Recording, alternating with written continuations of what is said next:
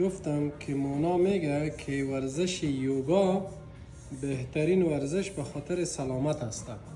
برای کمر. برای همه، برای جلد، کمر. جلد. بله. جلد. عروق. من کتابی. جلد کتابه. قلب. پوست. پوست.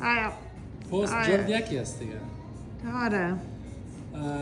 برای سلامت خیلی خوب است. حکیم ابوالقاسم فردوسی. حکیم مونا رضا آقلی. پرمهر. خب. بله. بگو ببینم. The nerve. The nerve. I speak Farsi with tajweed. تجوید. Tajweed. تجوید نده. Tajweed what does mean?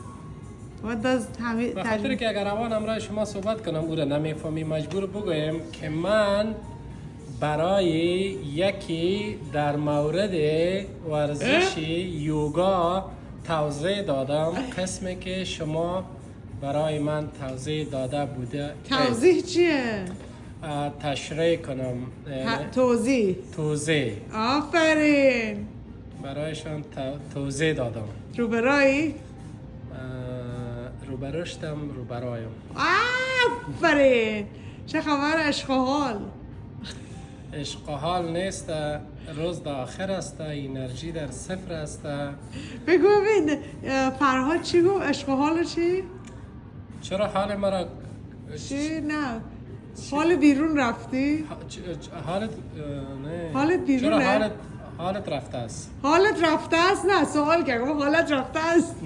چرا حالت رفته؟ میخواد به جای اینکه بگه